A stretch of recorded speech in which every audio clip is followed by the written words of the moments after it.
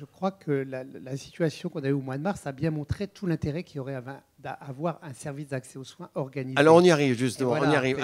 Alors le service d'accès aux soins lancé par Agnès Buzyn, repris par Olivier Véran, c'est vrai que ça a l'air d'être la panacée. Bon, la Fédération hospitalière de France a dit en juillet dernier, alors on y va, en avant. Alors c'est vrai que le Covid a un peu compliqué tout ça, mais on a l'impression que c'est la panacée et puis on ne le voit pas poindre, on ne le voit pas arriver. Alors est-ce que vous, sur le principe, ce service d'accès aux soins, avec un universel, avec un numéro de téléphone, des services numériques, Internet, etc., est-ce que sur le principe, vraiment, pour les déserts médicaux, les soins non programmés, les urgences, tout ça, est-ce que c'est la solution, sur le principe d'abord? Alors, ouais, je ferai un premier constat. Sur les appels qui arrivent au centre 15, de plus en plus, on a des appels qui relèvent des soins non programmés et qui ne relèvent pas de l'urgence médicale. Alors, les soins non programmés, c'est les urgences non vitales, on va dire.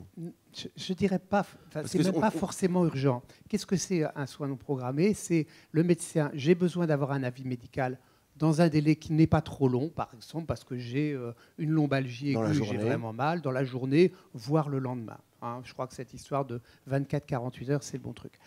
Et en même temps, mon médecin traitant, qui est mon recours numéro 1 et que je dois appeler en priorité, et il faudra le dire dans la communication, pour X ou Y raison, n'est pas disponible. Ou bien, je suis n'en ai pas. Je n'en ai pas. Je rappelle c'est quand même le plus fréquent, non? Oui, c'est moins de 10% de la population, et sur ces 10%, la moitié ne souhaite pas avoir un médecin traitant, par exemple parce qu'ils sont 40 ans et qu'ils sont jamais malades et qu'ils n'en voient pas l'intérêt. Oui, vous nous confirmez ce chiffre. Il y a moins de 10% de Français. Oui, c'est un chiffre théorique d'inscription à la CNAM. Bon, après, ouais. Et moi, j'en ai parlé de nombreuses fois, et je me souviens avoir été interpellé sur ces chiffres-là. J'ai rappelé aussitôt la CNAM, j'ai eu les chiffres dans la journée. Il y a moins de 10%. Ouais. Aujourd'hui, on est à 9 et quelques patients qui n'ont pas de médecin traitant.